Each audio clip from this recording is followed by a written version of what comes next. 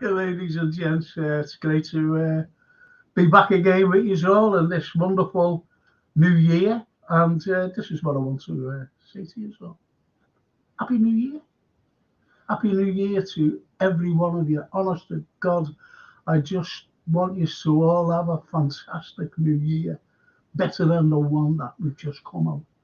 I just hope that there's peace somewhere around the world. That's all that I want. You know, you know what I'm like about peace and love and everything else, and this is what it's all about. But also for you personally, I want everything to go your way in this new year. And there's nothing else to add to that. Nothing at all. I've got my wonderful guest on tonight. I think he gets fed up with me now. I'm sure of it. Anthony Brown. I've got him coming on in a moment. And I just want to say hello to these two wonderful people here. Mark Kernish, evening Frank, hope you're good. I went to a great exhibition last week that's finished now by Tom Wood. Loads of great old photos of Liverpool in the 70s and 80s. Great guy he is. Well done, Mark. He's really, really nice. Really nice. And here's the woman. There's the woman. There she is. The wonderful Valley. Hello from Ohio, everyone. Looking forward to a fabulous show. Thank you. Really, it says it's going to be fantastic. Just wait till I'll bring Anthony on to tell him what it's all about. And Charlie Wood. Hello, Frank. Hope you and Anthony are well. Yes. Yes. Well, I'm well. I'm absolutely. I'm over the moon myself on a personal basis. I really am, and it's good to be in that frame of mind. You know, a good mind, a mind that's at ease with itself, if you know what I mean. And that's it. You know, I can't say any more. And you will soon find out in a couple of weeks' time why. You really will know why I'm in that kind of frame of mind. And Valley says, hello, Frank and Anthony. Isn't that lovely? Hello, Frank and Anthony. And Mark, I'll finish with this, then bring the wonderful Anthony on. Frank got that Get Back Beatles documentary on DVD for Christmas. Brilliant.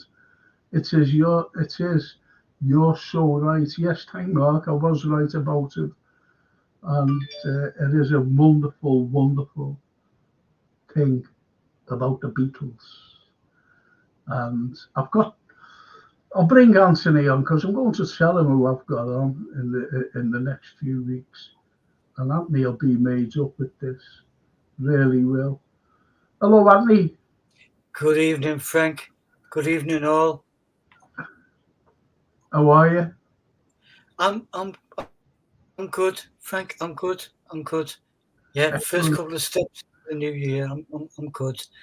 And again, like every new year, you know, it starts with good and bad and stuff. And yeah, but I'm looking forward to a positive year. Yes. On a sadder note, we lost Lainey's mum on Saturday morning, and she was the most beautiful, kind-hearted, bubbly, positive person you could ever wish. So, rather than be swept away with the doom and gloom, we're all going to try and carry a little bit of that on in us. And you've met her a few times over the years, Frank. Yeah. She's a lady, Yeah. born and bred in the Bull Ring, and then the Bull Ring. So so there's history everywhere well, we it look. is, it's so sad when we lose someone. You know, it really is, especially at this time. You know, around the Christmas and New Year. Well, we talk about it. It's like a double-edged sword, I guess you'd call it. Isn't it? Christmas is always a time for remembrance, and and yeah, recollections and gathering up your strength for the new year, and we have people that give us that strength. And if we're unlucky, we're in the company of people who take it away from us. But Mary was a wonderful, wonderful person. We loved your show and loved meeting you over the years. And tonight I will raise a glass of water and a couple of eyebrows. The only thing is, Anthony, as you know, we've got to think positive with all these things. Yeah, no, yeah, absolutely. Celebrate her life. Celebrate what a wonderful person she was. Yeah. And that's all that we can do. And she's in a better place, most probably. Yes. Yeah, totally agree. And Laney would agree with that. No suffering, no nothing. Yeah. No suffering, no nothing. And as Valias says, God bless you, Anthony. My sincere condolences to you and yours. Thank you, Valley. Thank you. That's lovely.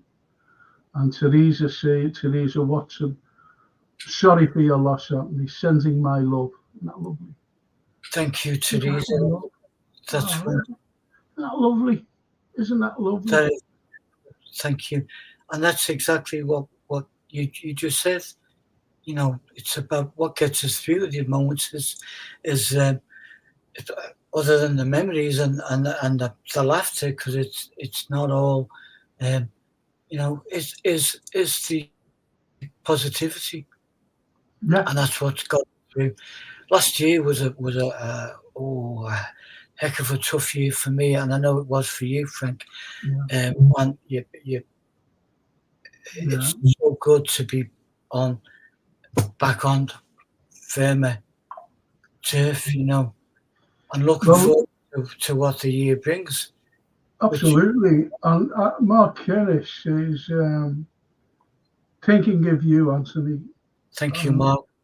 And Charlie says, sorry for your loss, Anthony. Condolences to you.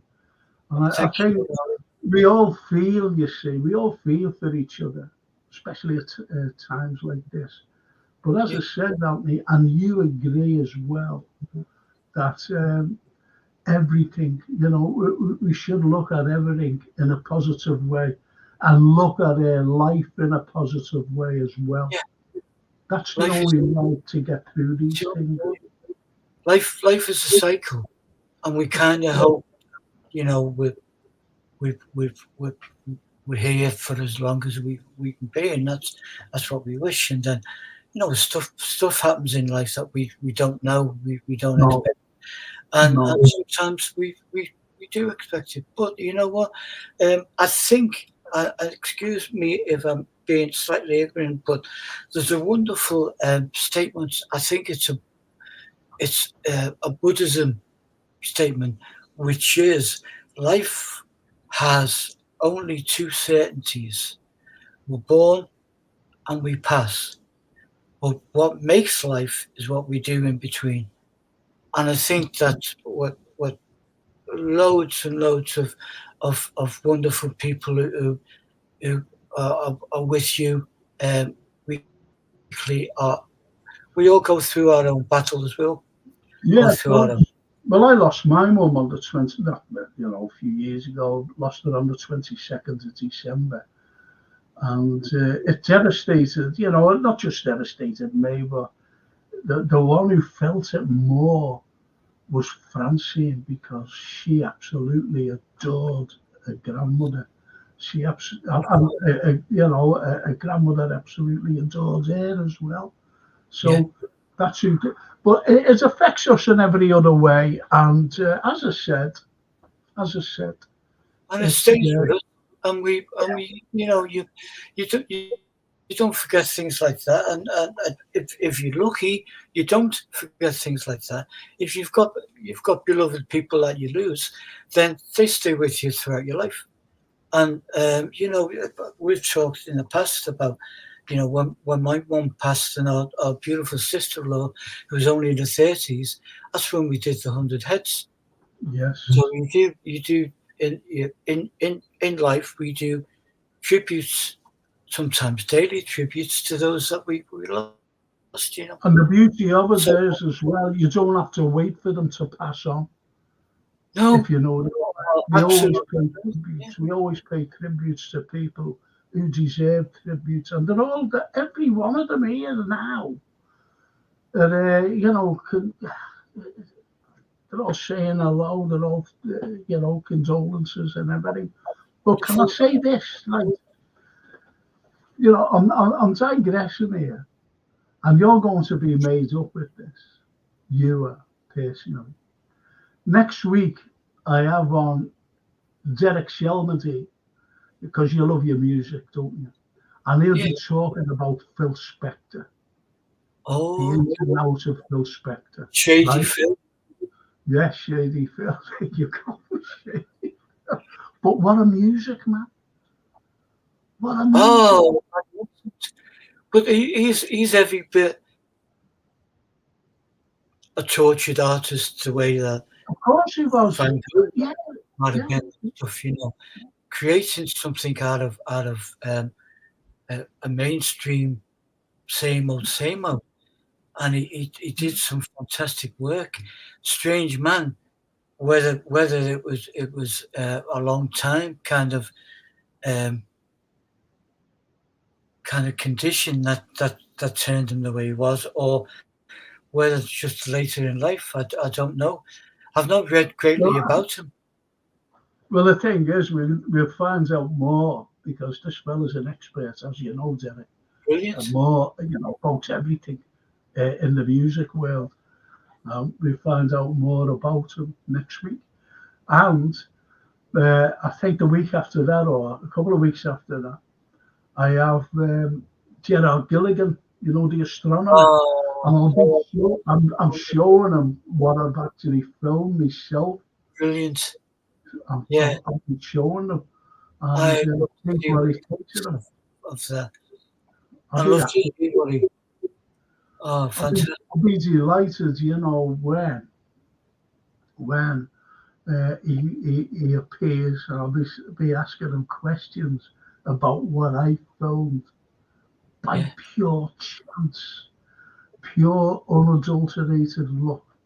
I filmed these things, filmed them, and it's incredible. I'll be showing them, especially what I spoke about that thing, a trajectory that was going up and not yeah, down, if you know what I yeah. mean. So I'll be showing them then, and I'd love his views on them. Most probably, you know, with him being an astronomer, he'd debunk everything, Oh, well, you know. But the pictures are there, and the video of that particular thing coming out the sky is there. So I've got I that. Might show that a bit later on, actually.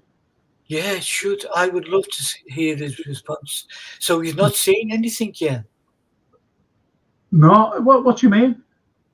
Jared.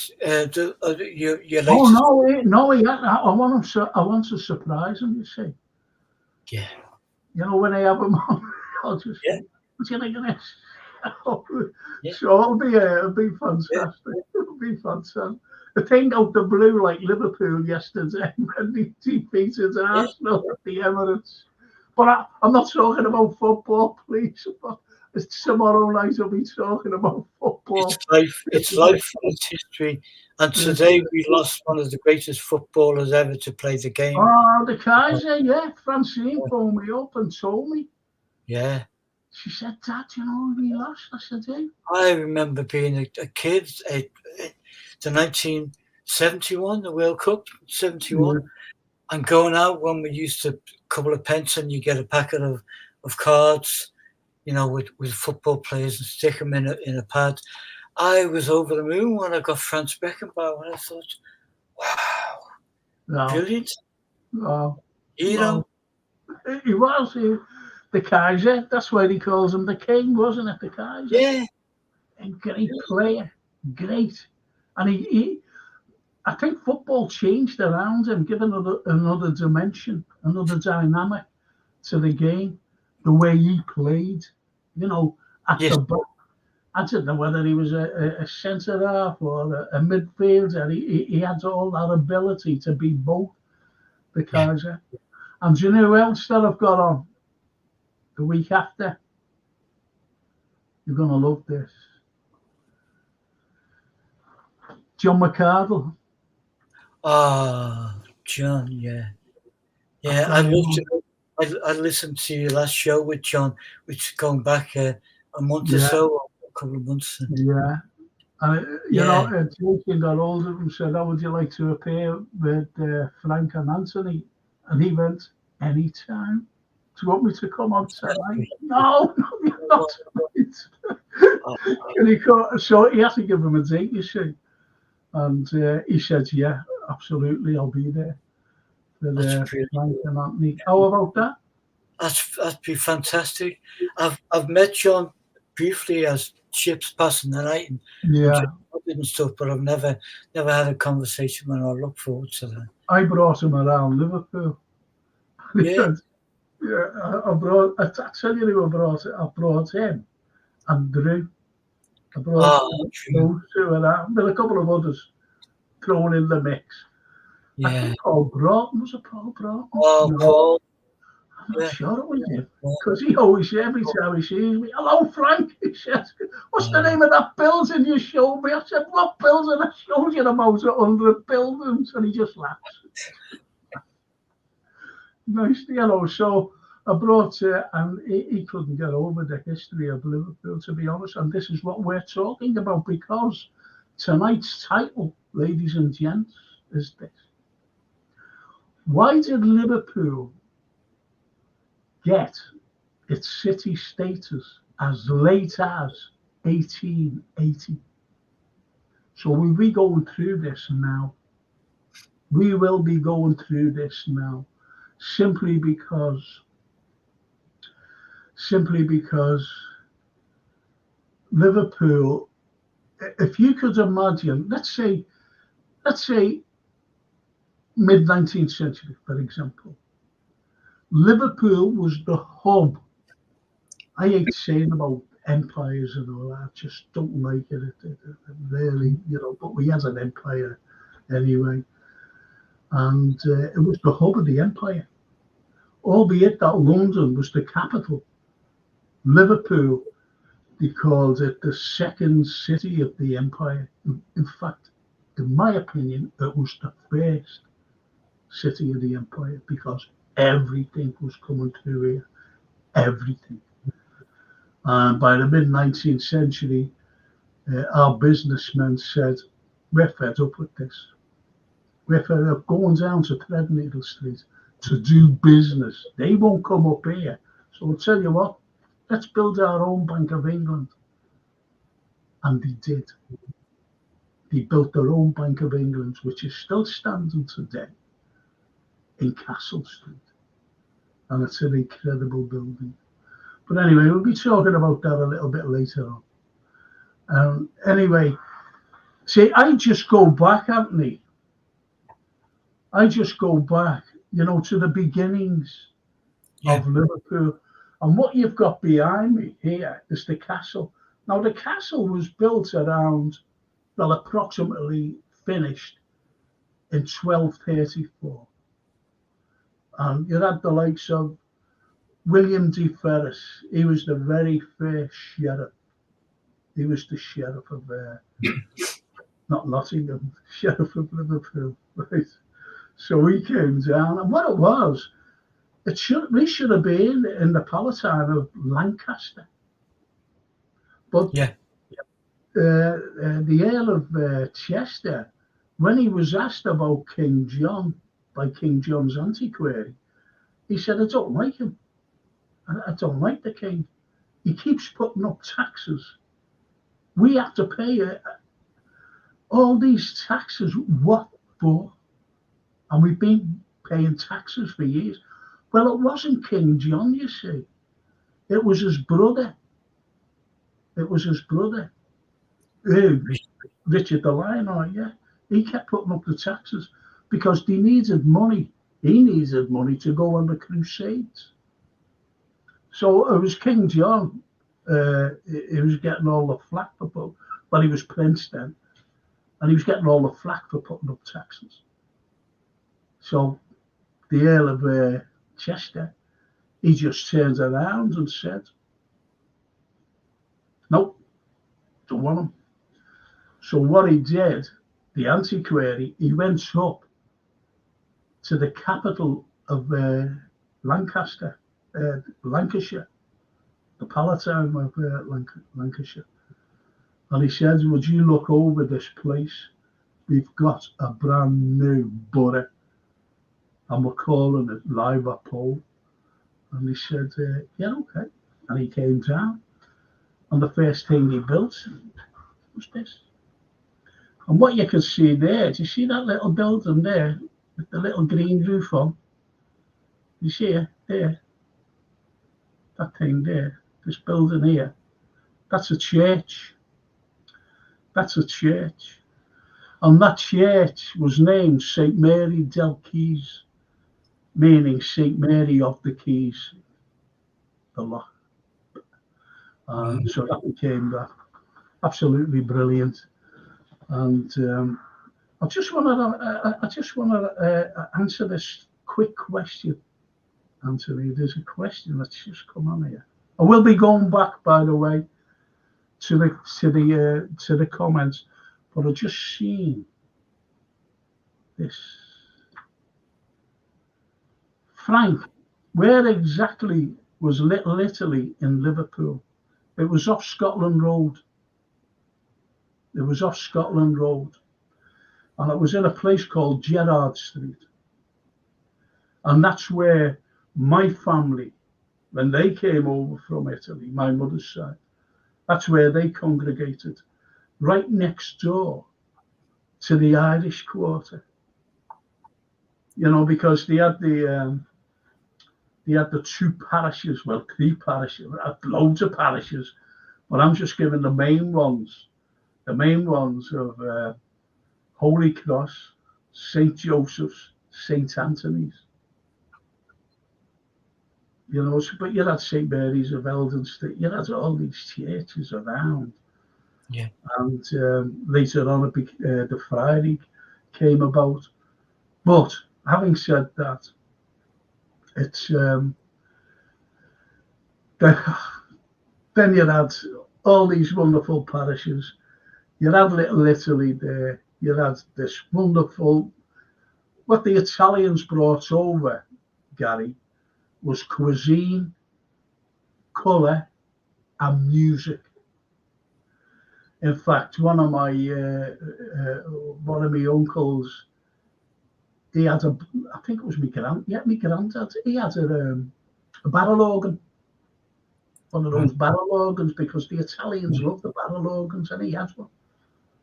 So he had this barrel organ, went around, you know.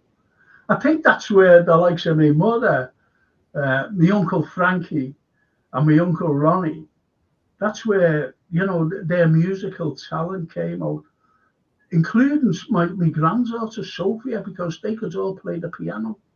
Why did I do that? Like a magician now. Why do you do these things?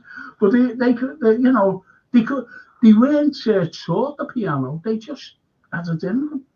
My mother was a fantastic pianist, so was my Uncle Ronnie and my Uncle Frankie. They're fantastic.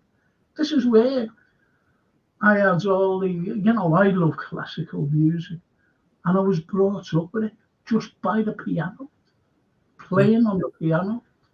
Yeah, it was incredible, absolutely amazing. When do you ever remember the Italian '90 came out, and you know the World Cup, and you had Pavarotti singing Nessun Dorma. Yeah. Right. Yeah. I was out with the lads, and he went, "Have you seen that big fella there singing that song? It's a cracking song, isn't it?" I said, "Yeah, it's fantastic." I said, "Nessun Dorma." He said, "What's it called?" I said, "Nessun Dorma." And he went, "Yeah, well, anyway, whatever it's called, it's great. I wonder who wrote it. Did that fella write it?" I said, "No, a fella named Puccini wrote it." He said, who's he? I said, a composer. He said, oh, you know, has he wrote any more? I said, he's written loads. I said, it's opera and sods opera. And he said, you know, but anyway, he said, when did he write it? I said, oh, going back to the latter part of the 19th century, you know, around 1890. And he went, 1890, you know, this is what they brought. This is what they brought. Yeah, yeah. You know, so, you know, literally wasn't just like these Italians coming over. No. It wasn't just that. They brought the cuisine. They brought lots of gelato, gelati, you know, ice cream. And you know what, Anthony? There was a fellow named Jerry Chiappi, and they used to just call him Jerry Chiap, in Scotland Road. And he had this ice cream parlour. He had this, you know, it was a chip shop as well. And do you know what? One day, he used to go, he always gave out little saucers with ice cream on. And what was happening? Kids were just dropping it on the tile floor and they were smashing. So it was costing them money for these little cups, like, you know, like little saucers with the ice cream on. And he went up to St. Joseph's Church. That was my parish. And he went up and he said to the priest, you're going to love this, Anthony. He said to the priest, how do you make your communion? And he said, well, you know, we get it made, but I don't make it. He said, is there any way that, he said, can I make the man who makes them? Because you just never think who makes communion, do you? You never think about it. So Jerry went to see this fellow. And he said, can you make me, not a communion, obviously, but can you make me something more sustainable rather than melting in the mouth, but what you could eat if it could hold something? And he said, yeah. And he made it. And do you know what it was? The coats. The wafer. Yeah. My He God. had a Liverpool. Absolutely fantastic, you know. So my mum used to tell me a story, and it might be the same store, that in the early 50s, there was only one store that sold ice cream and coffee stuff that had a jukebox. So they would go there and they would order their ice cream or whatever they order, and then someone would put music on. Listen to the jukebox. The Birds of Rock Road. Scotland Road, yeah. Your mother came from Scotland Road, didn't she? So yeah, she was from an area, Wright Street. There you go. Which so she would have known about Chiappi, Jerry. Well, she would have known it as Chiaps.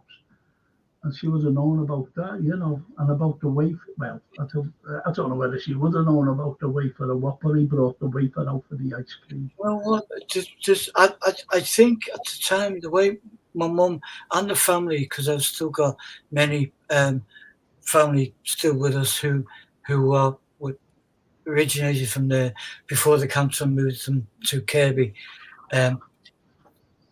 fiercely proud of the area and the people and what's achieved. So they may well have known. And if they did, they'd be waving a flag for them. Yeah. Yeah.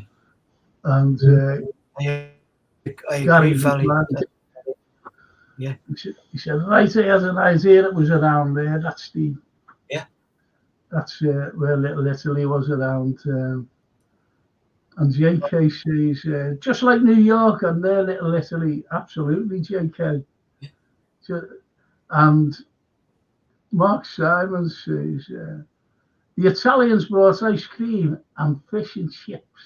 Yes. Yes, they certainly did. Fish and chips. You wouldn't take that though, would you? Fish and chips. I've heard so many stories about wonderful musicians that would play in the courts, in the archways, so that the music, the sound would travel Jimmy, we talked about one, Jimmy Romero. Jimmy, yeah, Romeo, yeah. Yeah. It was Romeo, but we Yeah. called him Romeo. Jimmy Romeo. Yes, he had a dish Well, he shop. too ran an ice cream parlor, Yeah, didn't he? He yeah, was, he certainly. was, he was food and music, so he was like a mini version of the whole Italian culture. There you go, wrapped up in one. My father-in-law used to sit in occasion as a kid with mandolins, and I can imagine That's the right. sound of violins and mandolins coming Oh, from those absolutely, chords. absolutely. This is why, this is why I emphasised, about music, because that's what they did bring, and the colour. Yeah, Absolutely, it was just brilliant. If you could, it was mundane. It's a big working class area yeah, at the turn of the century, and it was very mundane. And then you had a war. It was just shocking. And then, but these Italians that came over had all the cuisine, had the spaghetti, they had the music, they had the ice cream, you know. And don't forget, half of them were fantastic singers as well. No one has ever seen a barrel organ going around the places. And I'm going to show you one of the greatest chip shops in the entire world. And who went in here? He sent over a lad from the Empire. He said, I'm hungry. He said, is there any way? Is there any restaurants around here? Like, this is around lunchtime. And one of the stage hands went, yeah, Johnny Ginelli's around the corner. So anyway, he sent for these, he sent here. He sent there. John Gianelli. So he went around there, the lad, he got fish and chips, and he gave them to this great fella. And he loved them. He loved what he said. Hey, he said, this is fantastic, food. And do you know who that was? Frank Sinatra. Wow. Now get on to this. This is a cracker, this. This is absolute cracker. He's in New York, doing his shows and whatever. And who goes there was Frankie Lane. Now, Frankie Lane, I forget Yeah, his Italian name. He was Italian. And he goes to see Sinatra because they're all mates and whatever. And he said, Sinatra invited him down. He said, listen, he said, me and Dino and the rest of the boys are going down to Vegas. Do you want to come with us? See you down there. He said, no. He said, I'm already booked for the European tour. He said, I'm going to the UK and whatever. And he gave it like where he was going in the UK. And when he mentioned Liverpool, Sinatra said, there's a place, he said, go to the Empire. Obviously, he knew that he was appearing at the Empire. And he said, ask one of the stagehands where this Italian restaurant is. And ask for fish and chips. He said, all right. Now, people just think, oh, he forgot about that. But he didn't, because when he appeared here, he said to one of the stagehands, the Italian restaurant, he said, no, Johnny Ginelli's around the corner. He said, it's a chippy. They didn't want a chippy. So he said, can you bring me there? This is true. So he brought him, you can imagine, he was wearing a very, very, like a bluish grey suit, and he was tanned, this white silk shirt. And he walks along to Gianelli's into that little shop. And there was a queue of kids, and it was lunchtime. And Johnny just didn't give a toss about anybody. And the stagehand said, this is, can you, he said, no. He said, no, I'm not. He said, I've got kids here. He said, they've got to go back to school. I'm serving them their lunch. Get in the queue. He said, anyway, he stood in the queue. He got his fish and chips, and there was a little cubby with a table and a little bench, and he sat there and he ate it and he enjoyed it and went back to the Empire. And that what a was story. what a story that is. And that was Frankie Lane. Frankie Lane. You know, And Sinatra. Legends. so these are stories that is Liverpool. The stories that hit Liverpool, and it's legendary. They're all legendary. Yeah. And it's lovely. It really is. And I just want to. Daryl Merry says, sending condolences, Anthony. Thank you, Daryl. Thank you. That's lovely. That. Pick up. The family will pick up on all these. Thank you guys so much. Of course. And Tony Barton, sorry for your loss, Anthony. Thank you, Tony. It's just they've all Lynn Ellis as well. She says, even if Frank and Anthony, sorry I'm late, has a funeral today. It just coincides with what we've been talking about. Yes, this time of year. It is. And Gary says, great show tonight, Frank. Thanks very much. Yeah, totally agree. I've only had Mark says, Frank, that's so true. That's how Birkenhead got its name, from the wealth of Liverpool. William Laird lived in Liverpool. He set up Camel Laird, but all came from Liverpool wealth. You're so right. That's all through the trade. Well said, Mark. Well said. A wonderful guy. I went to his art school. Yeah. The Laird School of Art, just opposite Birkenhead Park, which again is a wonderful piece of architecture, the entrance and stuff to it. Yeah.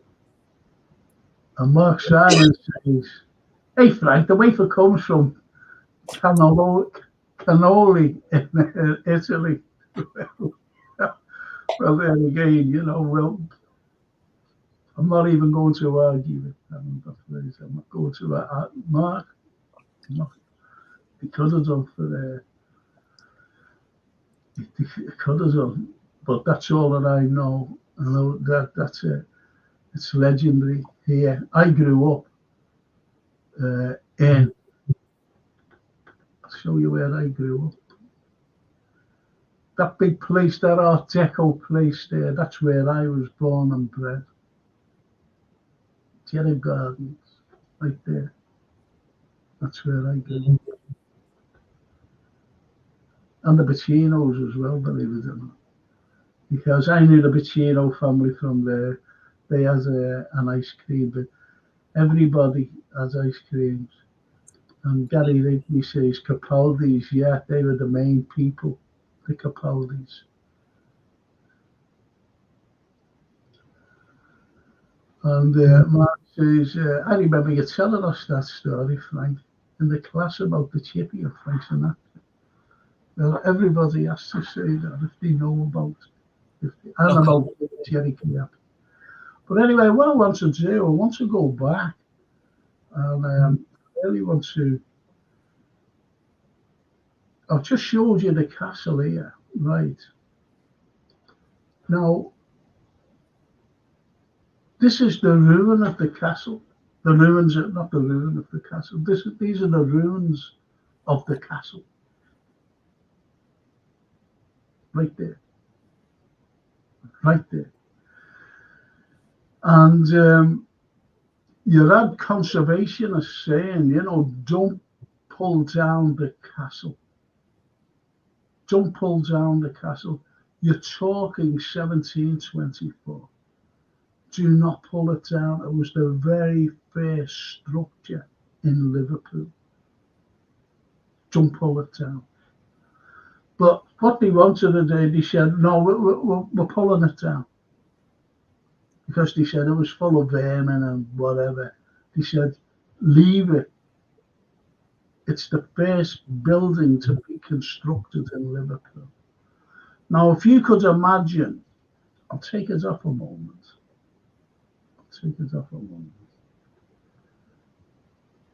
No, because I get it. Oh, yeah. I'll take it off a moment. And if you could imagine that where Victoria's monument is and the law courts, just imagine that there. You could have had museum, everything within this place here, a museum.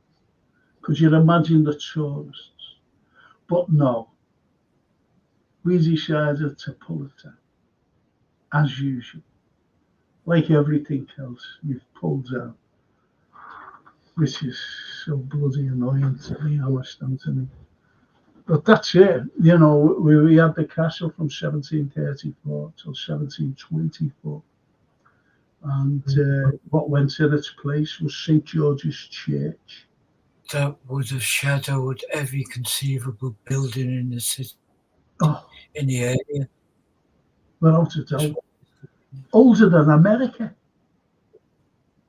if you know what I mean. Older than America, that building. Incredible. But that's the way it is. That's the way it is. Yeah. I've got to mention these few people. Redbird. Sodom Lake, guys. I'll catch what I've missed. I'll replay. Missed nothing. I've only missed me and Anthony talking about things. Greetings, Valley. I'm transmitting from the Red Planet. Yes, so there's a. But Redbird and JK and JK's on this show tomorrow night. With the Anzal with the about the football. So it's all football tomorrow night. It's not football tonight, and I've got a hell of a lot to say tomorrow, and so will my guests as well. We're all shut about everything. We're all shut. But anyway, yes, it's as I said, they're the ruins. Can you see? If you look at the buildings, you know, surrounding this, and that was in 1786, and they were still there. They were still there. The ruins were still there, and that was 1786 from 1724. It's such a shame, and that's the way it was. Now, I want to show this. Look at that place. Yeah. It's unbelievable, isn't it? Beautiful. And I'm not going to tell the people what's there now, because they'll go mad. They'll go mad. They really will. So will you, aren't they, if you don't know where it is and what's in its place now. And I'll tell you now. I'm going to tell you now. That's St. George's Place, right? St. George's Place. Where, you know that big screen where the precinct is? That's that. That's that. And, you know, when I was a young man and, you know, going out for a drink, and I mean a young man, 18, 19, whatever, I used to walk along as you're looking at the picture to the left. We used to go for a drink down there. There's a drink. And then we used to go up the stairs in the back way and come out in Queen Square. Then we used to do a couple of little pubs around there, as you know. And it was absolutely brilliant. brilliant. And do you ever remember? There used to be neon lights. Oh, Absolutely fantastic. Right facing Lime Street Station. Look at it, Abby. Look at it. just magnificent. It Just is. It's just so pathetic that they decided to pull it down. absolute. Was that part of the cull of 71 or whatever? Oh yeah, like the late '60s, they decided to have this precinct thing, and these all had to go. Everything had to go. Everything. This went. This building.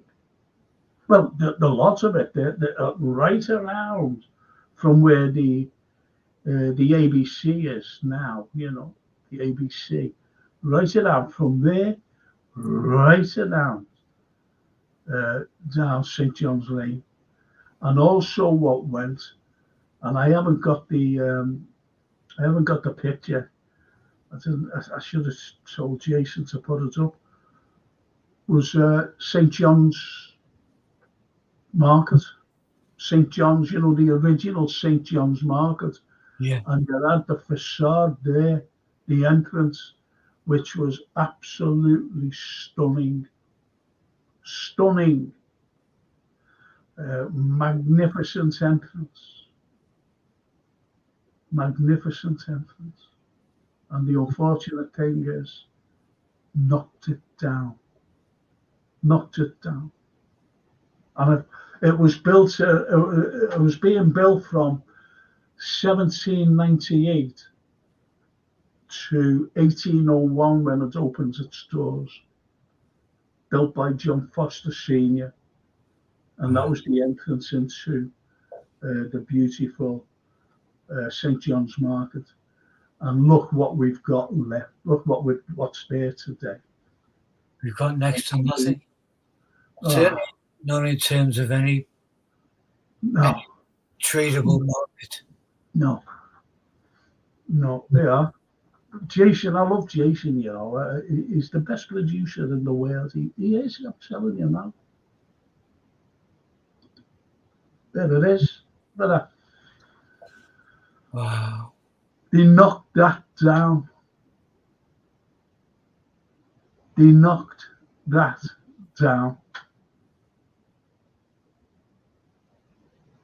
To put that bloody precinct there. They could have still had the precinct with that as the entrance. Was that at the end?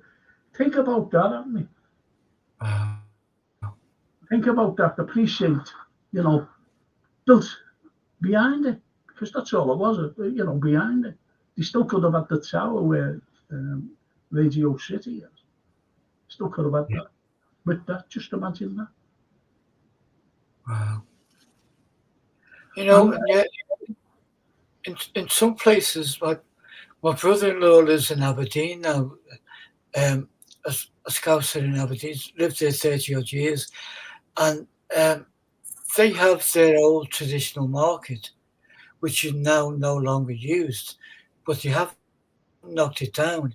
The building, the structure is still there, nowhere near as intricate or majestic as this, but they've still got the old and they've built the new. And a lot of the time Manchester does it, but we really can't seem to do it. Build something new, yeah, but there's no need for that to go. No, not at all. That to me looks like as something as majestic as the Dakota building that Lenin lived in New York. Doesn't it just? It just looks like the Dakota building.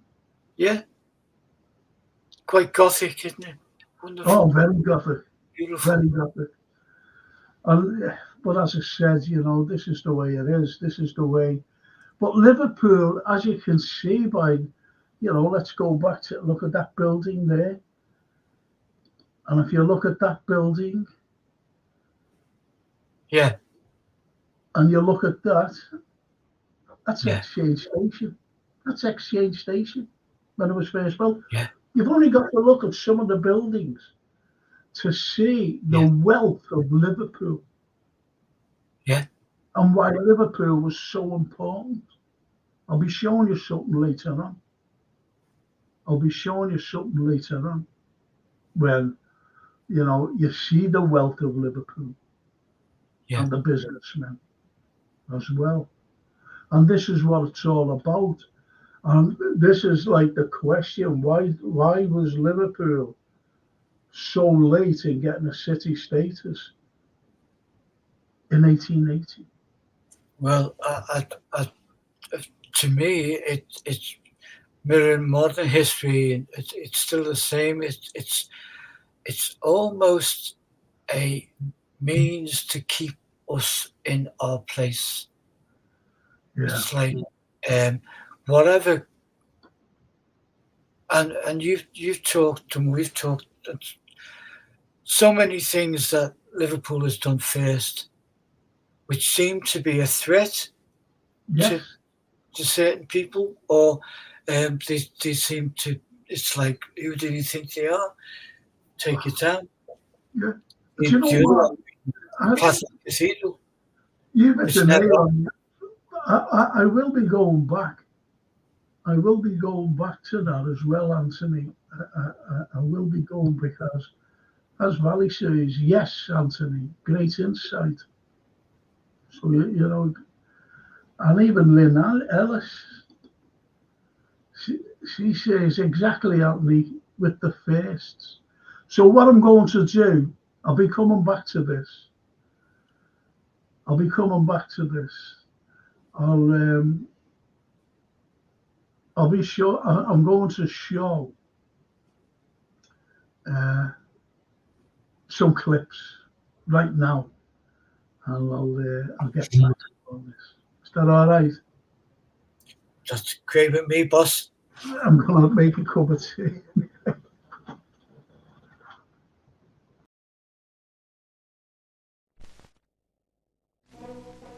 The first and only time people have walked through the Mersey Tunnel.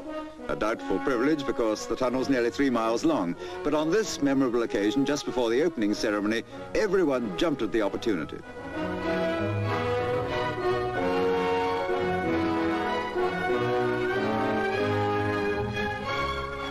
And then, on the 18th of July 1934, the tunnel, through which today more than 10 million vehicles pass every year, was declared open by His Majesty King George V, accompanied by Queen Mary.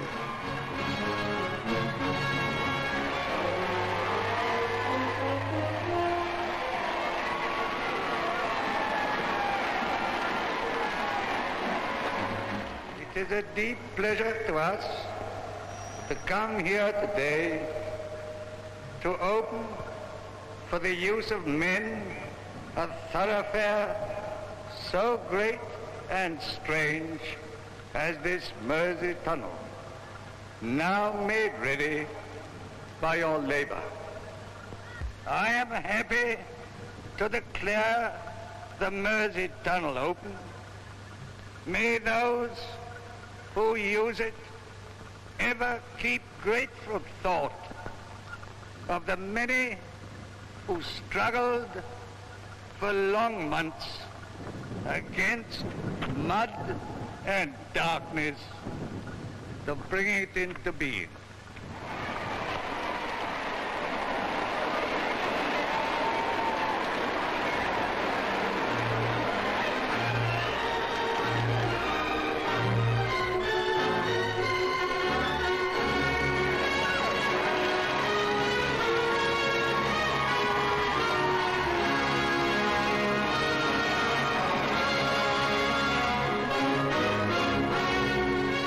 And so at last, one of the greatest triumphs in the history of engineering came into being.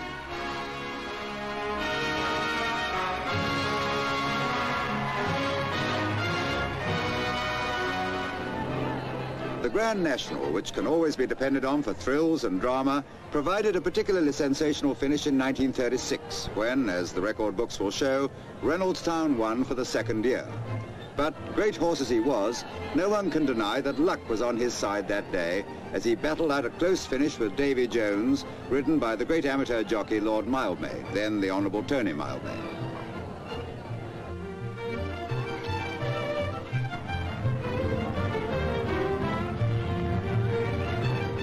35 horses started, and for the most part the race followed its usual pattern, with the leaders gradually drawing away from the field, with Reynoldstown and Davy Jones prominent among them.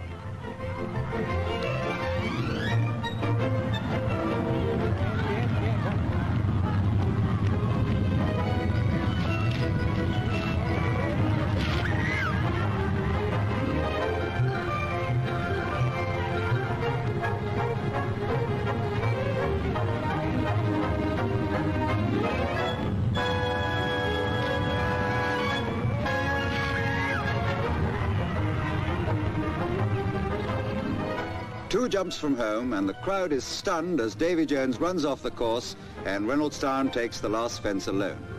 Later it's discovered that Davy Jones's reins had broken. Unchallenged, Reynoldstown goes on to win by 12 lengths from Ego and Bachelor Prince, with Davy Jones a stout-hearted non-finisher.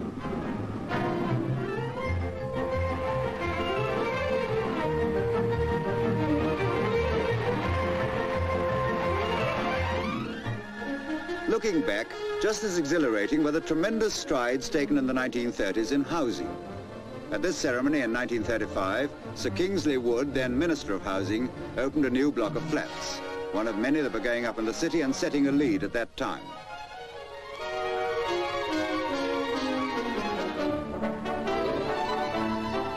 It seems difficult to believe that these flats were built more than 20 years ago. And in fact, at the time, they were almost revolutionary in design and structure. But remember, it was not the first time they'd given a lead to others. In 1846, they had given the world the first medical officer of health. And 4 years before that, through Kitty Wilkinson, the first public baths and wash houses.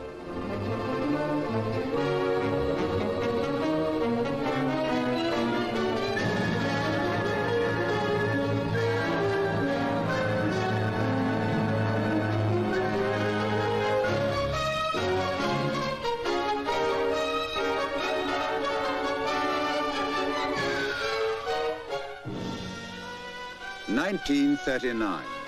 After the years of rehabilitation, it was war again, and Liverpool became the gateway to the western approaches. And this time, it was a grim struggle for survival, a struggle kept alive by Britain's mastery of the seas, but a mastery that was challenged to its limits by the ruthlessness of the Luftwaffe and the German U-boats. And from a cellar in the shadow of the town hall operated the nerve center of the convoy system, which played its part against tremendous odds with the dogged courage that has always been associated with the merchant marine.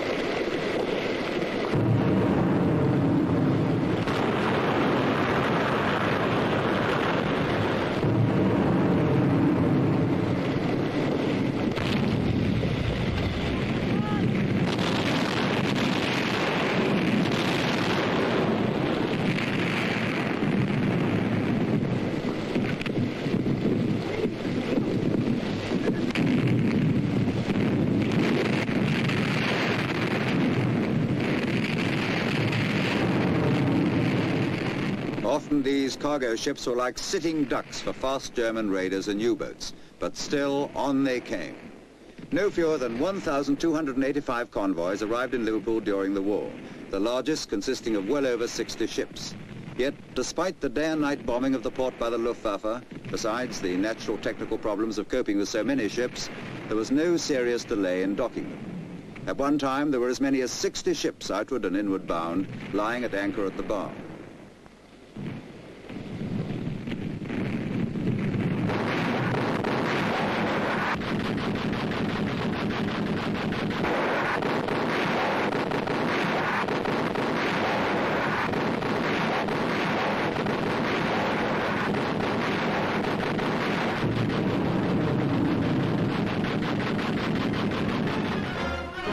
Another attack beaten off. A rare moment of respite. By the sacrifice of so many of these gallant men under the command of Admiral Sir Max Horton, the Battle of the Atlantic was won.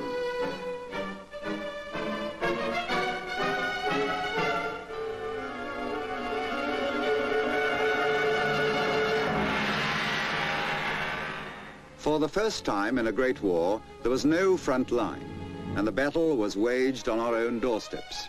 The Luftwaffe did its worst, with inhuman success. In the May Blitz alone, 3,966 people in the 4 Merseyside boroughs lost their lives, and 3,812 were seriously injured. 10,000 of their homes were completely destroyed, and 184,000 damaged. A catastrophe from which it would seem almost impossible to recover.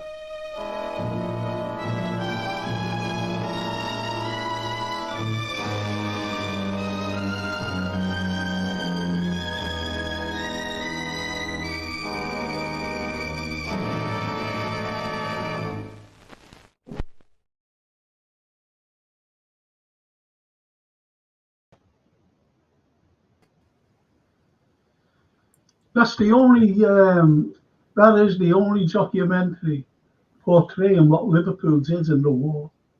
Yeah. And it goes back years ago, that particular documentary. It shows you the devastation of Liverpool with the May Blitz and the bombings, everything. And also Captain Walker, who sank more U-boats than any other captain. And there's a statue of him. Yeah, there's a statue of him at the pier head. Yeah, Now, I was to paint him a few years back. Yeah. And the painting hangs in Cunard building, but I'm not sure if it's in a public part of the building. It was hung outside the council offices. Not my choice, their choice. I was just hired to do the job. But in the little bit of research I did of him, because his house still exists along the way towards Bootle. That's right. And I just wow, just what a wonderful, wonderful, remarkable man he was. And he dies in 1944, age 48. He died of stress. Yeah. And you know, if you think about it, this particular man never ever gets mentioned in the public domain. Never gets mentioned. I was telling someone, I don't know whether it was you, Anthony, I don't know. I picked up a book and it was that thick, big thing, like this. Yeah. I looked at the index, seen Liverpool, and there was 4 pictures of Liverpool, of the May Blitz. 4 pictures. We were the most bombed city outside London. Yeah. Bootle was the most bombed town in the whole of the country. Yeah. And that, as I said, is the only documentary portraying Liverpool and what we did in the war, especially Herbert Walker. Yeah. Especially, you know, the Luftwaffe and how they bombed us. And you know, I'm sorry, do you know why the Liver building, the Cunard building and the Port of Liverpool building was left? You have any idea? Wasn't it? No. I'll tell you for why. They were left because they were the landmark to get to Liverpool and to get home. That's why they left them. They tried to bomb, as you know, the western approaches. Now, yes. I was watching, I put a comment up actually. I was watching on YouTube the film Sink the Bismarck. I was watching it the other day with Kenneth Moore. Great film, great film. And I put up, I said, the only caveat here, I said, is an historical blunder. Because the Bismarck was actually tracked from Liverpool, the western approaches. The western approaches here in Liverpool, and so was the Graaf Spey and the Sean horse too. But when you see Kenneth Moore at the very beginning, you see him walking through Nelson's column, in London. Yeah. You see him walking through there. All these lovely, wonderful London sights. You see Ed Morrow, whatever his name, Morrow, the American reporter, radio reporter. He's saying, "Welcome to London. This is great." Nothing about Liverpool. Nothing at all about Liverpool. And then after the film ended, they got the Bismarck, as we all know. He comes out, Kenneth Moore, with the girl, and the go. He said, "Do you fancy some breakfast?" And she said, "Yeah." "No, dinner. Would you like some dinner?" Because it was like 8 o'clock or something by their watches. So when he gets out, it was morning. He said, "Well, instead of dinner, would you like some breakfast?" And she said, "Yes." And you see them walking through again. And I go, it's wrong, because it was Liverpool. It's wrong. And that's the caveat. Yeah. You just hear nothing about Liverpool, nothing whatsoever. And that's the sad indictment about everything, to be honest. It's the sad indictment, especially about the country and Liverpool. We never ever get mentioned, ever. Not at all. It's not credited with half of the historic things that it's achieved. Not credited with anything. Really isn't. Really isn't. And I think that there you have the building of the persona of Liverpool people, because we do feel outsiders. We're proud to come from Liverpool. We're proud to be Liverpudlian. Call it Scousers, whatever you want to call it. But we are proud to come from this area. But we know that there seems to be a little bit more of a fight for us to get heard, and that's going back to the 1700s, and it's now as well. Of course, it goes back to that. It really is, because when you look at certain things, and this Valley, now Valley's in an American. As you say, Frank's series of Liverpool history are simply the best ever made. Friends, if you haven't seen them, give yourself a great pleasure by watching them archived on YouTube at Studio 13. Yes. Yeah. And I'm glad she, it's wonderful for Valley to say that about little old me. And when you see, funny enough, Gary Rigby says it's about time they did something with Littlewoods. They have been going on about it for years. You're right there, Gary, Littlewoods thing. But as Mark says, I heard the other week work has started on the Littlewoods building. Yes, because it'll be absolutely fantastic. Where studio. Yeah, all the films will be made here. And spot on as well as Mark Simon's Canada Dock, the most bombed today. Oh, isn't that lovely? Maria. Maria, look at that. Marie, how are you? Hiya, Frank. Your passion for Liverpool makes my heart smile. I'm proud to be a Scouser. Still miss you and our Liverpool history class. Oh, Marie, how lovely. Fantastic, Marie. Thank you so much, sweetheart. Isn't that lovely? That's lovely, yeah. I'm getting back to thank you, Marie. Thank you so much. You give your cousin the other Marie. Oh, my love. And Mark says that film should be remade. That film should be made. Well, homemade, that is, the hopefully synchronism. that will play to Liverpool studio. I know it's not going to use just Liverpool product, but the idea is that we would maybe have the opportunity of correcting some things and putting out a version of a film to say this is what actually happened. That's lovely. That. And Marie says to me, "I'm good, thank you." That's lovely. I'm so pleased that you're here with us. This little thing. And the girls and Ken, they all ask about you in the English literature class, and I always say that you mention them as well, Marie. I really do. And everybody else, Mark Kinnish as well. They all mention the people out of the lit class. But anyway, I'm just going to carry on here. But when you look at that, Anthony, look at that. Exchange Railway Station. Yeah. Look at it. Now, you wouldn't see it like that. They knock things down. Yeah.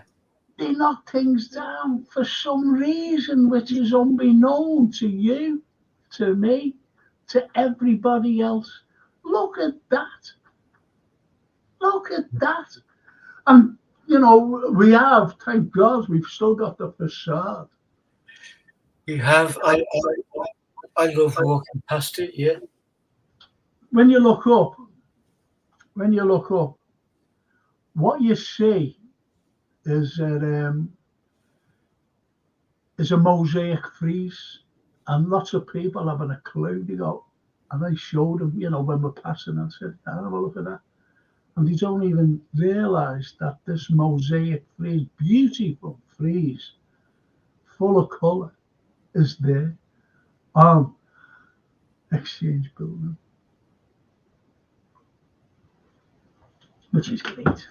And if we go to the next one, and when you look at that, yeah. So what you had where you've got St. Nick's Church, yeah, and you've got that tower next to it. Well, that was the second tower building. That was the second tower that was built, because they knocked the original one down where they actually kept French prisoners of war in the original tower. That's where, so they got rid of that. They brought in a fellow by the name of Sir James Picton, and he built this one there, the present one. But when you look at the tower, the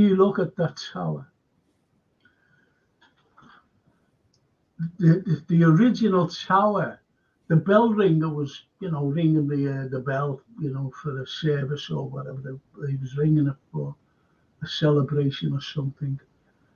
The bell fell, and the tower, because bells are so heavy. So as it fell, it dragged the original tower down, and it killed him and 14 young girls from a charity school. So they built it again. They brought in a fellow, and they said, can you design it? He said, yeah, design it. A fellow named James Harrison from Chester, and he came and he designed what you see today. What you see today, the tower, in 1815. They built it in 1815, or he built it in 1815. Well, designed it in 1815, the same year as the wonderful victory over Napoleon by the Duke of Wellington at Waterloo, 1815. So this is what you have, you have so much historical significance. And now, with that particular building, now, have you noticed that building is white? The tower building, that is, next to the church. Well, that building was white. And when they built the present one, that still stands in today, because there's only been 3 towers on the site. from the latter part of the 13th century, you know, around 1261, mid 13th century, when they built the first tower, right? So when they built the latest one, which is today, W. Aubrey Thomas, the architect, he's seen all this, obviously, and he wanted the same, like, whiteness. So we built it with a sort of stone. It's like more or less a tile, but he designed it and had this special stone that stayed clean. And that's why when you see very old pictures of the pollution and everything else, you only see Tower building white from the others, because the others were black. The Liver buildings were black. I remember them cleaning.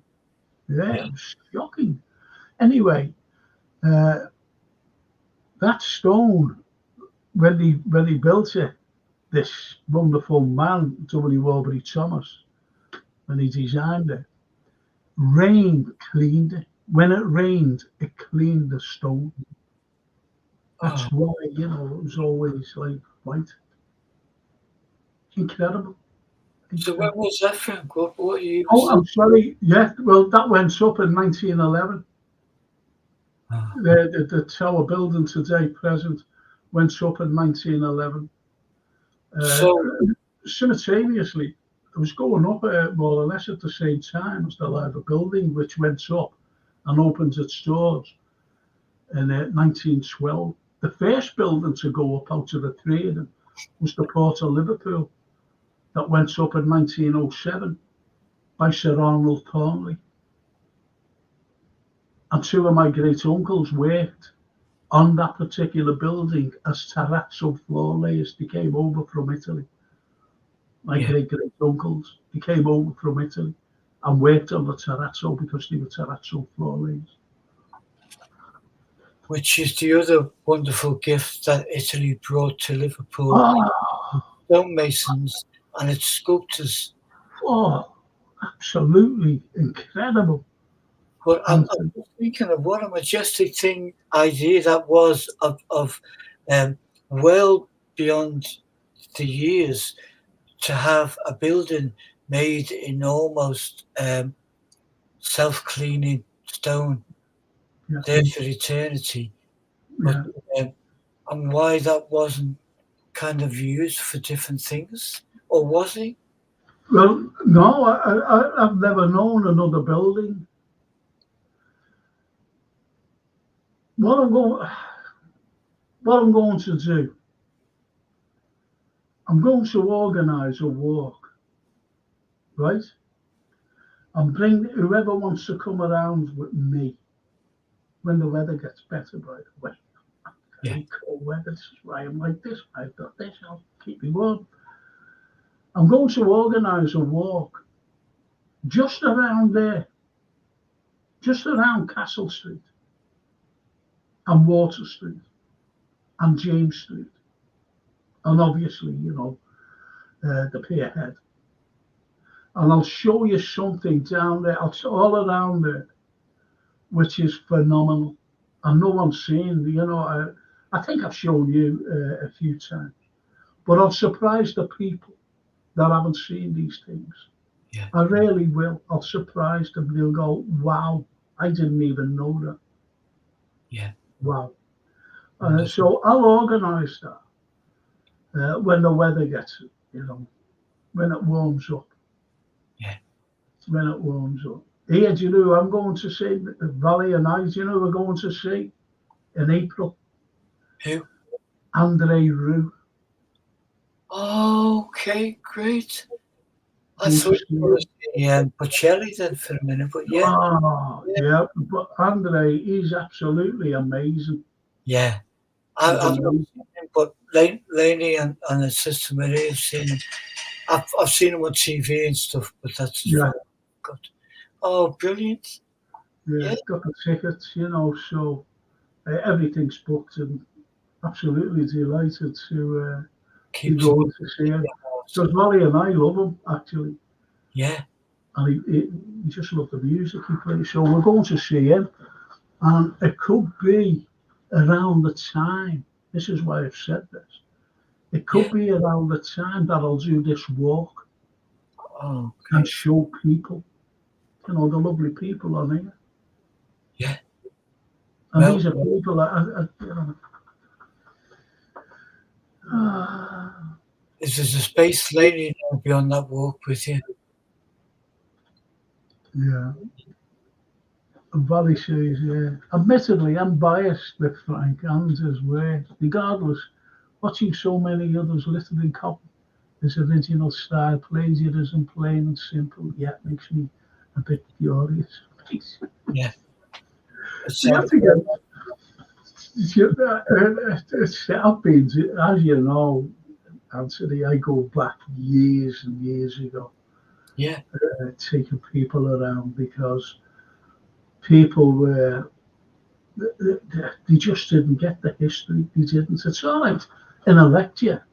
The first time I ever did it, it was in a lecture. And I went to our principal and I said, do you mind if I take this class out? Because I was doing history with this class or tutorial. And she said, yeah. I said, instead of coming in here, I'll take them out, show them, what history's all about. She said, yeah. And I'm going back years ago. So I took them out and they were amazed by looking, as I call it, looking at history in the flesh. absolutely, because I've been there with you. I don't think, I don't think there's anything that would replace that sense of awness when you say, we're going to turn a corner and look at that and look up, Yeah. and sense of scale and just some of the buildings. It's wonderful to see what you're doing now and the origins and the drawings and the paintings and stuff. But when you stand in the middle of the street and look at these things, and it's just mind blowing. But I agree with what Valley had said before about the she mentioned YouTube and I think that is the way forward for seemingly the modern generation is to, if you've got a phone and you're in company and someone says, I saw a fantastic historical tour around the city last night with Frank Carlyle. How do I get it? YouTube, and then you've got a pub full of people sharing what once upon a time would have been hard to get out there. Well, as you know, I've got something planned for the summer, and you're going to be involved in it, aren't you? Really? I would love to be involved in any And of I'm it. going to involve John McCardle as well. That's brilliant. I'll be involving one of our great actors that's still present in Liverpool, and all his plays presented here, and that's the wonderful Andrew Schofield as well. Yeah. So they'll be coming about. I'm going to try and get hold of a couple of ex-players as well, ex-Liverpool players. Going to ask them to do something for it, and that'll be fantastic. Yeah. I've got that already. As you know, Anthony, you're taking part in it, and this will be absolutely wonderful to go out on YouTube to say, hey, look, this is Liverpool. This is how Liverpool should be portrayed. Not just what, not just, I don't know. I don't know. I don't know. It's just, look at that building there. Look, that's it's good actually, because what you've got, this is in Dale Street, and it was let's see, I'll tell you what it was called. I don't know what it was called. Let's see.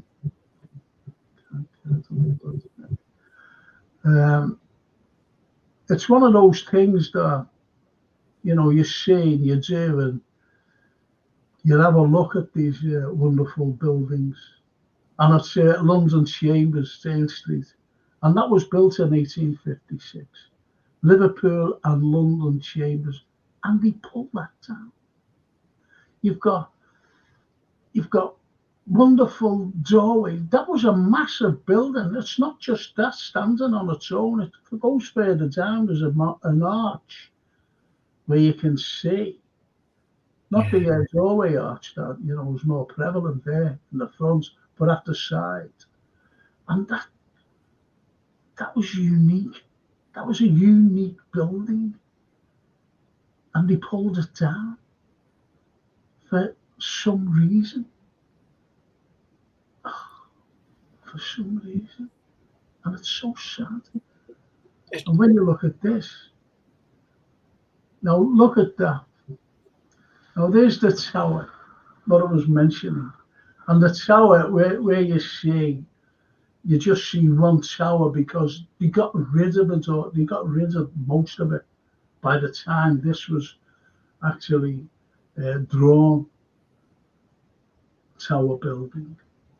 And when you see the tower, the original tower, as I was talking about, built in 1261 or thereabouts, around that particular time. So when you look at that and the French prisoners of war, what's unique about the French prisoners of war was that sailors, say you were a sailor, I was a sailor, Liverpool sailors, by the way, coming off the ships. Do you know what what we bring them if we were sailors? Because they used to ask for them. Bone, whale bone, or whale teeth. So what they used to do, they used to like get a tooth, you know, because they're big teeth.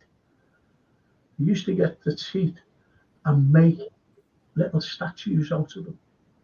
Did you know that the whale bone and everything else that they brought, you know, even small whale bone, anything, they used to carve them up. They used to ask for bottles as well. And they made the ships in the bottles. Wow. Did you know that? I didn't know it. I remember growing up and seeing them, but I didn't know that. Really. The French prisoners of war. Now, see, they knew that the war was going to be over, but they couldn't be repatriated back home because there was no money for them. They just, you know, opened the doors and just said, yeah, you can go home now, go back to France. And it was as simple as that. Yeah. That's why Kitty Wilkinson, when she married a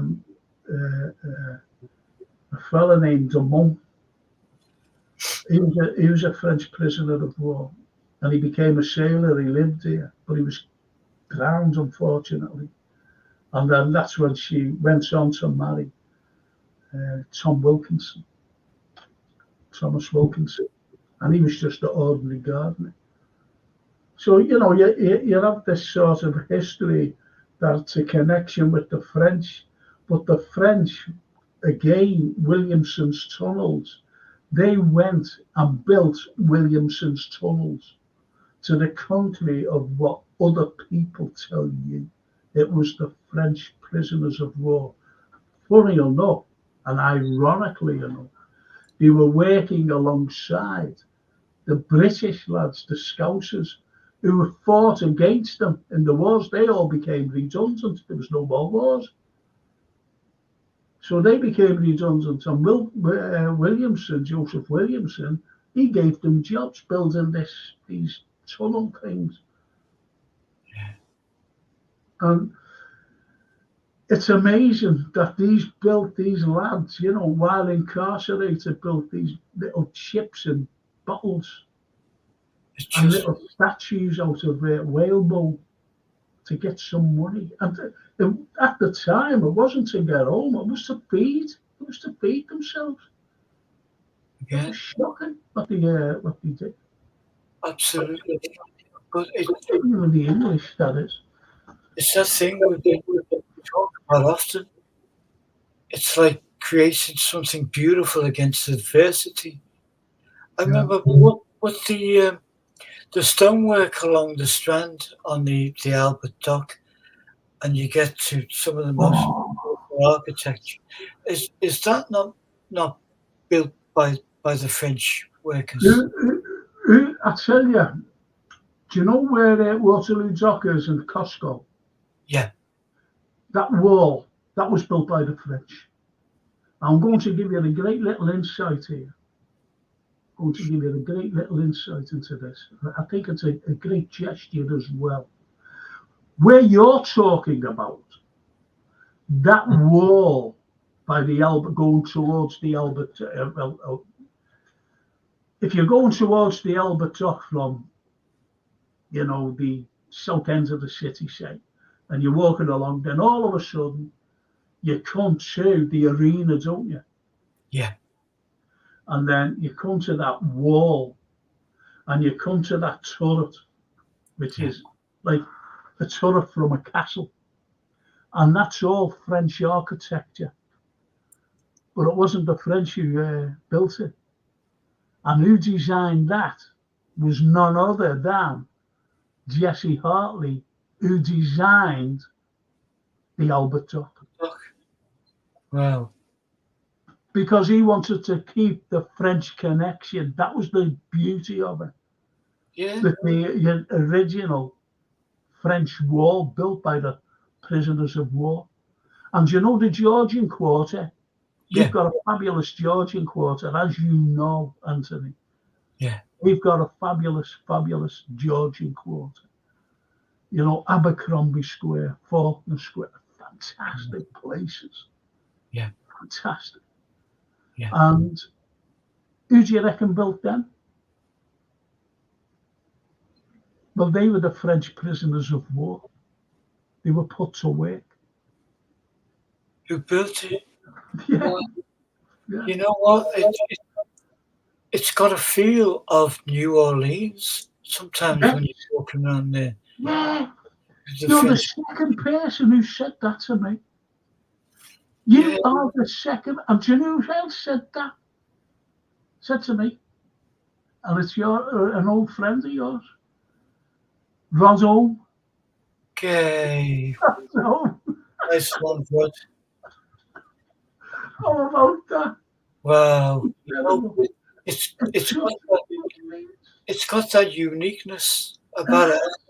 We can walk around and there's various parts of it that looks like, because we're talking tonight and you're talking quite rightly about the Italian, Little Italy, and then there's Little Ireland, and then there's Chinatown, and there's all these beautiful sections of the city which retain a life of their own and an identity of their own.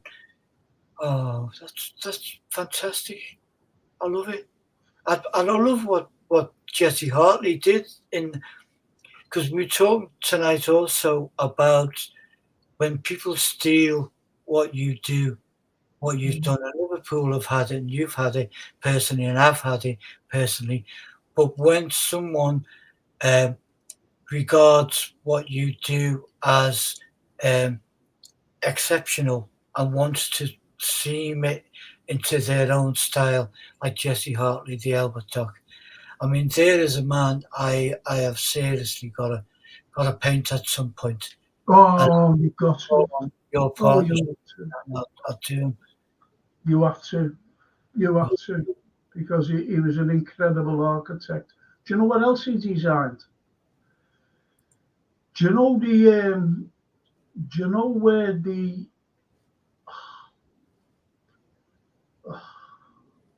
Do you know where the old Heritage Market is? That's So where that is, have you seen the big bridge? You've seen a bridge, haven't you, that crosses over? I love the bridge, yeah. Well, he designed that. He designed that bridge. It was the first bridge in the entire world to open up. It just opened up. The first bridge in the entire world. And what it used to be, that's the Stanley Dock, by the way. That's the Stanley Dock. And what it used to be called, I think it's a great nickname, actually. It used to be called the pawn shop dock. Because if any ship wouldn't pay its dues, its taxes, the docker, Yeah. they used to escort it through, open the bridge like that, and bring the ship in, and then close the bridge so the ship couldn't get out until the owners paid, their dues. Hence, the pawn shop dock. Gosh. Isn't that fantastic? That's fantastic. I love it. I love being around that area. You feel like you're steeped in history by that bridge. Yes. I love it. And we've talked many times, it's like the identity of the city is with the sea, its connection with the sea, and I love all that. I love that. What do you think? If someone said to you, where you and Laney, and he asked where you come from, and without the Beatles, and without Liverpool Football Club or Everton Football Club, and they said, how can you identify Liverpool? What would you say? It's a hard one, isn't it? It's a hard one, but I would say it's the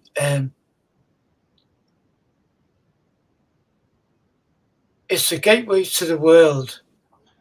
That's it. You've hit it right on. Liverpool was the gateway to the New World. Now, the New World, as you know, they just say America, which is right, correct. But you have South America. You have the whole of the African continent. Yeah. That's the gateway to the world. Yeah. And even Australia and New Zealand. Yeah. So anyone in England would make their way to Liverpool to travel to wherever they want in the world. And I love the concept of the river takes people away and the river brings people back. Like rather like the to and fro of a tide, and you get to the big shipping liners with the Cunard Yanks in the original days, and us, my family from Ireland, so not so far, and you from Italy, and then wow, the concept of so Liverpool is an Ellis Island, but it is also like you said. Well, you talk about buildings. I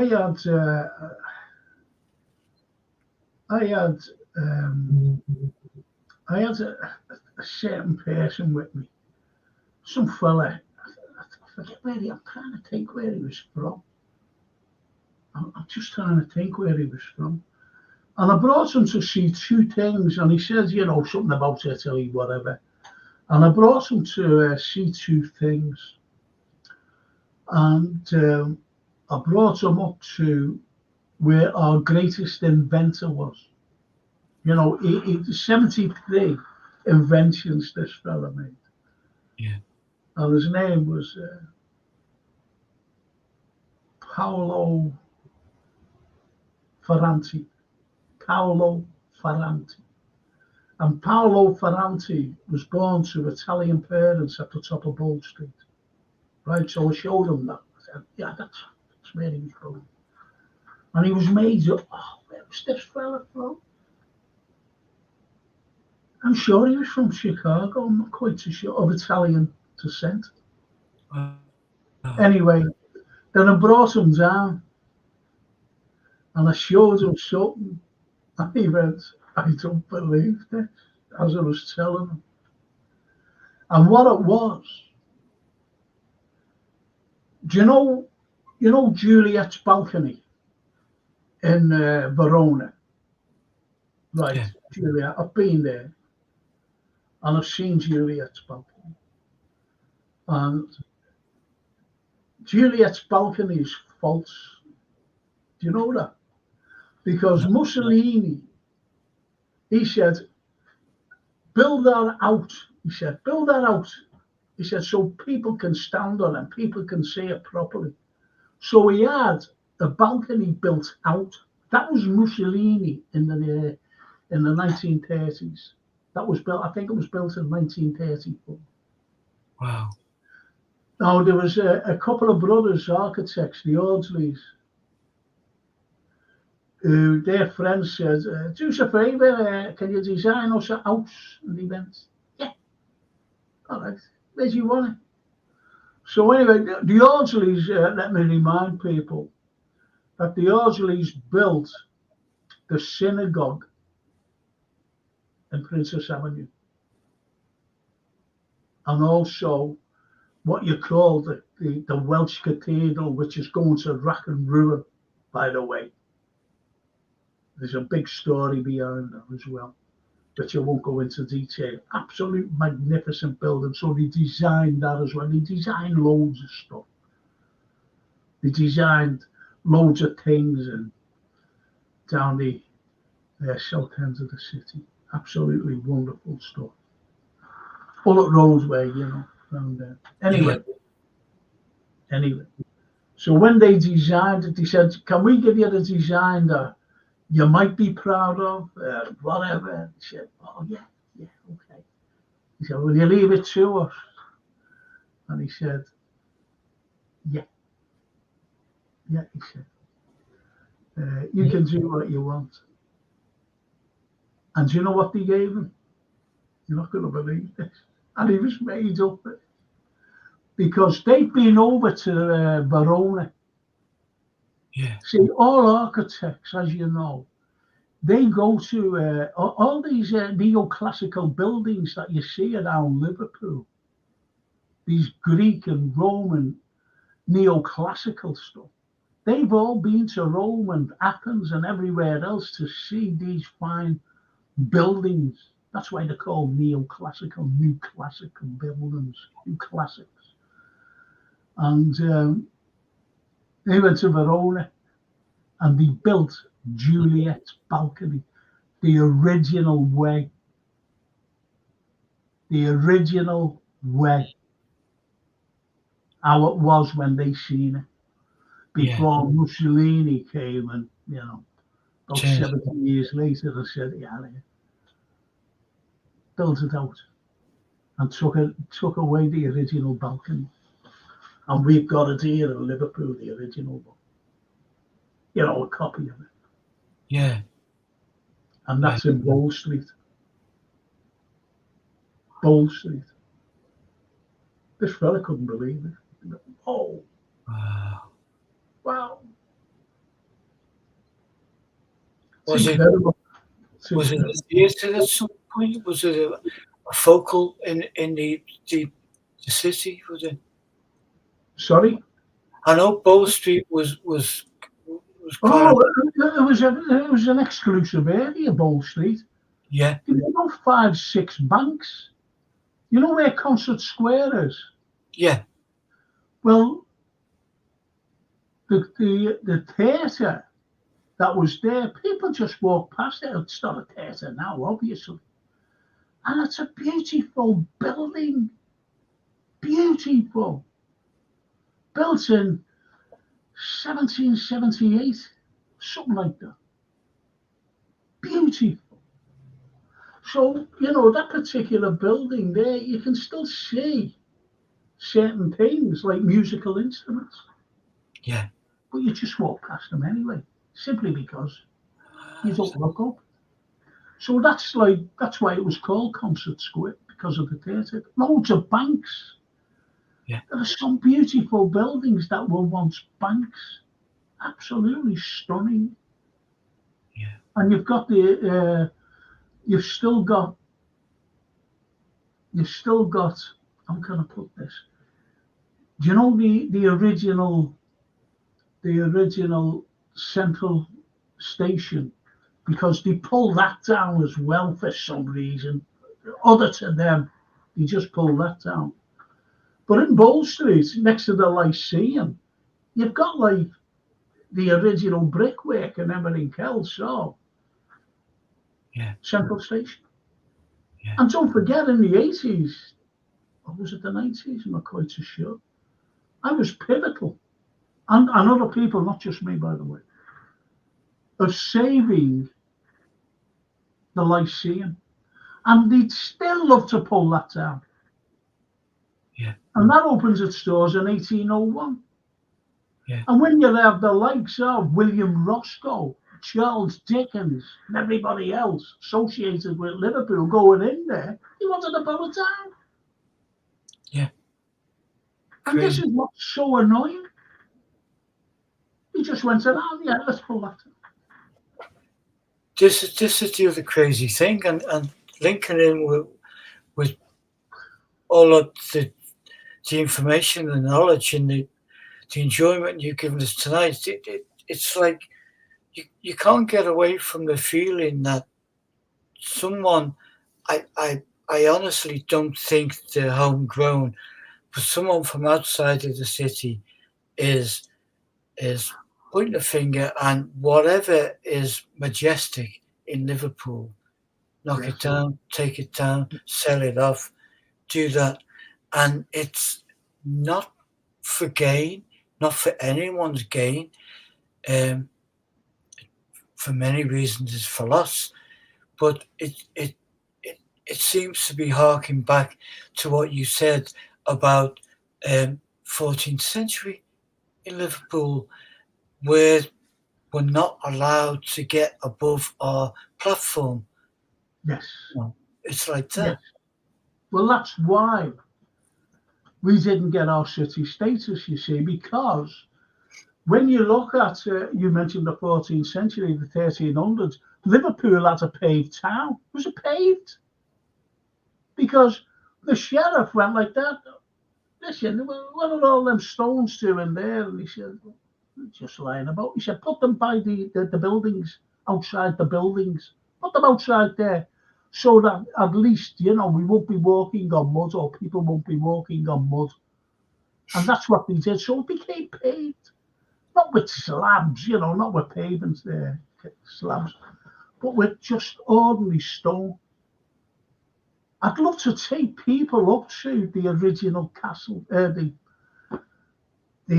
copied castle, the replica castle up in Rivington Pike. Because Lord Leverhulme designed it the way it was, like in a ruin sort of thing. But you could see, you could see how it was. Yeah. Anthony, how it was then, as a ruin. But the ruin wasn't as bad as people think, like a ruin. It wasn't like that. And if you go to Rivington Pike, you could see how it was. Fantastic. And outside it, you've got all these like cobblestones. Yeah. And that's he imitated what was here in Liverpool during the castle days. And that's what it was all about. Yeah.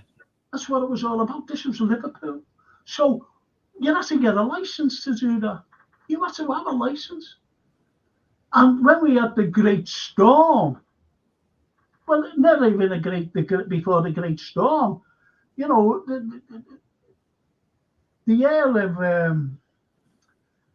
Earl of Derby, he wanted to build a castle like the castle that was there.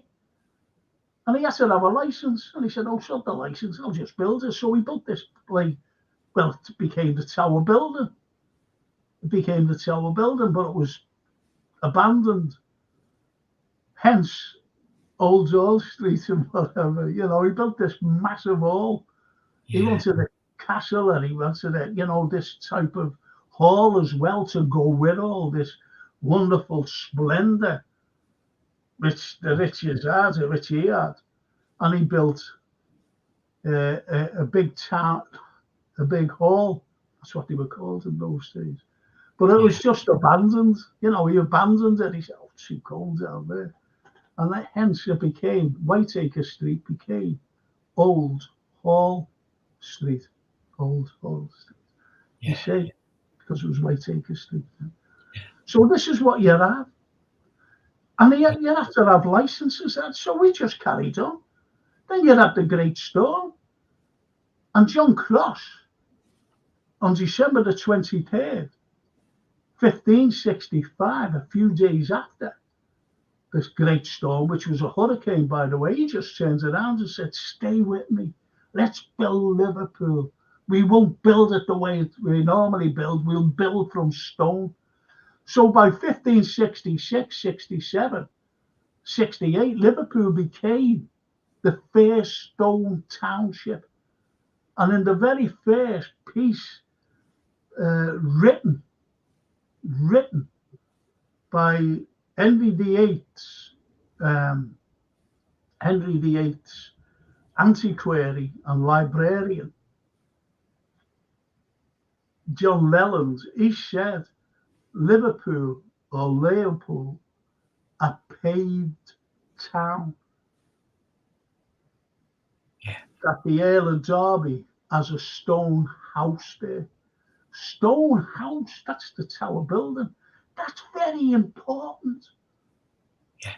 Because you have to have all these like licenses and everything. I'll just build it, shove them down there, asking for licenses.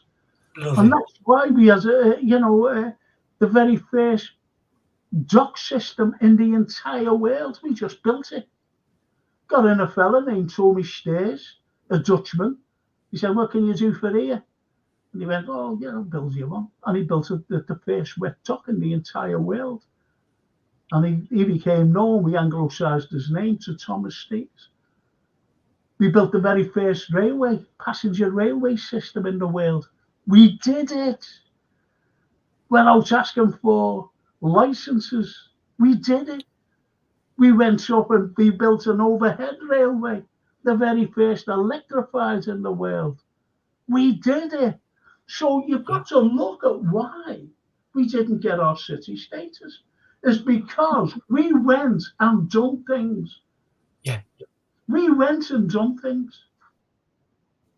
You had the likes of the Albert Dock. No one in their right minds would build a structure in the middle of a river. And that's what it is. It's in the middle of a river. Yeah. The River Mersey. No one can get there. No one can't get their heads around that, engineers and anybody. And he did it. Yeah. And he was only an harbour master. He wasn't a great engineer or a great architect or whatever, but he said, build it. And he built that bridge. The bridge that opened. Yeah. Incredible what we've achieved. That's it underlines the psyche of the Liverpool people. Yes, of course it is. Yes, of course it is. And this is why we didn't get our city status. And I've just seen a comment.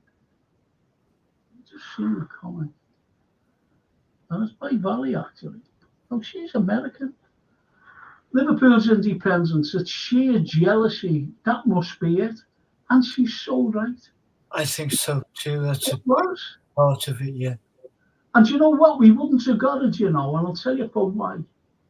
At the time of 1880. Because Gladstone, who was born in Rodney Street, as we all know, he's the only British Prime Minister to hold office 4 times. Gladstone. And he was becoming Prime Minister again. And who he was taking over was the Earl of Beaconsfield, who was none other than Disraeli. And Disraeli knew, he said, he's bound to make, while he's PM, he's bound to make Liverpool a city. He said, but I'll get in there first because, you know, you can have like sort of last things you do before you leave office. And, you know, like today, you know, prime ministers make people shares and, you know, gives them knighthoods and The honours. in the House of Lords. But Yeah, you know what he did? Disraeli says, I'm going to give Liverpool its city status. That's what he said. So he done Gladstone, you know, he presumed that Gladstone would get in and make Liverpool a city, which he would have done. But he got in there first, and that was in 1880. So it was through sheer jealousy. That's why we built, you know, the first Bank of England outside London. So how about that, Anthony? I am in awe that the events and the buildings, certainly the buildings, what we do as people in tourists, whatever, we'll go to Scotland, we'll go down to wherever, and we'll check out the history. We'll go looking for castles. That's what we do. We as people in general terms, we had it all here. And it went. But we'll get on the bus and we'll go to not too far away towards Chester or whatever, and you've got all the castles and Tatton halls and things there, and you think, we had it. Yeah, we had it. We had it. I love Chester, by the way, because yeah. I used to take my students over there and seeing the wonderful Roman artifacts that's left, yeah. you know, the columns and everything else. Yeah. Diva, as the Romans call it. Diva. Absolutely. So we're blessed, really, the location of Liverpool. We've got North Wales, as you know. Yeah. We've got the Lake District. Yeah. We've got the Yorkshire Moors, besides the Lancashire Moors. We've got the Peak District. Yeah. We've got everything around us, and it's absolutely wonderful. Yeah. Absolutely. But I tell you what, when I organise this walk, I'm going to film it, by the way, as well. Good. And when I take them all out, it'll be wonderful. I'm getting their views, by the way. Getting the people's views. Yeah. You know, what you think of Liverpool yourself, you know. So this is what I'll be asking them. That would make a program in its own right. Yeah. For you to bridge the movie and to front a program about the day. Would you see that picture there? Yeah. Before we finish, do you see the church? Yeah. Well, that's St. Thomas's Church. And that St. Thomas's Church is where, or was where, at the time, Joseph Williamson was married. And at the church, when he died, he was buried there. And his body is still, it's a little where you can sit down now. It's not a park or anything like that, but it's just nice. It's like facing the, I think it's called the Live car park. It's just there. It's you know, by the Bubble bus stop, not by the Bubble, but you know where the bus stops are.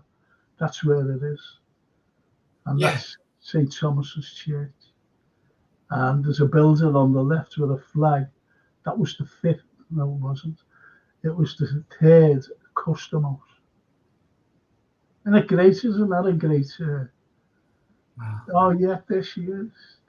I love this, Marie. Look at that. Marie Patricia Carney, Cleveland Square, Frank. Yes, thank you, Marie. Thank you. Yeah. See, this is ex-students of mine. Marie. And a cousin as well. A cousin, Marie, same name as well, Marie. Two great people. So Thank you for that. Thank you. And remember when I said I'll be showing you something where Queen Victoria came out, looked over the balcony of the town hall, looking into exchange flags, and said, "Ah, Liverpool gentlemen and Manchester men." Not gentlemen, but men. Called our lads, gentlemen. And that's where all the business was taken. Yeah. Exchange flags. Exchange flags. And do you know what exchange flags means? I'm not going to tell you now. But exchange flags means something, and I'll let you all know when we go out around the April time or May, when the weather's warm, and I'll film you all as well. Anthony, thank you. So, look, I say, look, where you've got the Nelson statue, Yeah. right behind the Nelson statue, right at the bottom of the picture, is the town hall, and that's the balcony there. But look what they knocked down besides it. They knocked that down,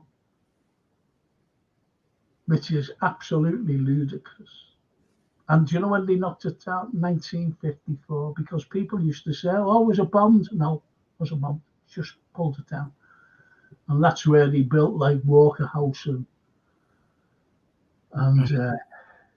the other one, Orton House.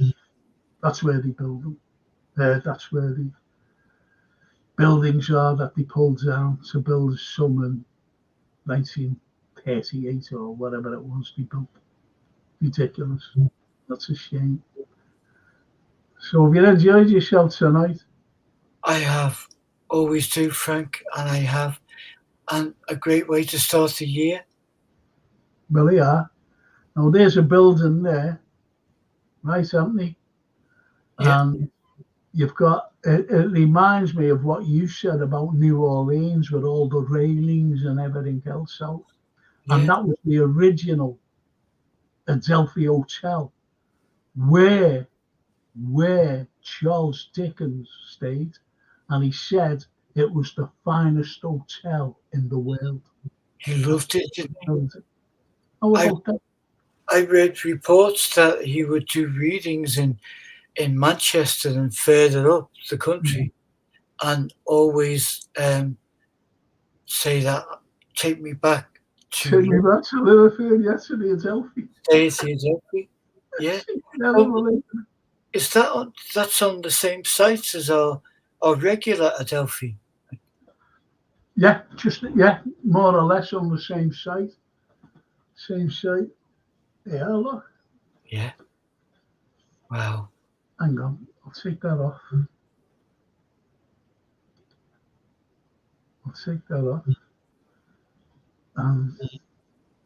Dickens and his travels. Okay. Oh, brilliant. Brilliant. Well, when you think about it, as we talked before about Liverpool being the gateway to the world, so you've got the generations of Dickens. At the same time, you've got the likes of Joseph Mallard, William Turner, who would travel the world. And I'm reading, and I have read about him for years. I'm a big fan of his work, but it would be wonderful to see if his travels took him to the Adelphi and then via ships to Italy, which he loved, and Venice, which his work in Venice is just... It's just amazing. We Taylor, absolutely brilliant. Anthony, I have to finish. Okay. I have to finish. And Redbird says,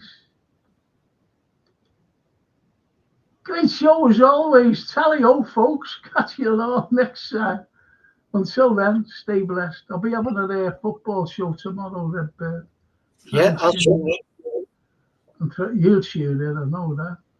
And Valley says, thanks everyone. Anthony, great show as always. Thanks, Says the Valley. lovely- For your words as well. Oh, isn't it? Thing? And as Mark, I'll finish off with this. Just think, Frank, if the Liverpool, I don't know what happened, I'll just think if the Liverpool castle was still there in Derby Square, that would be a big part of our medieval, yes, history. And he It's just says, been majestic.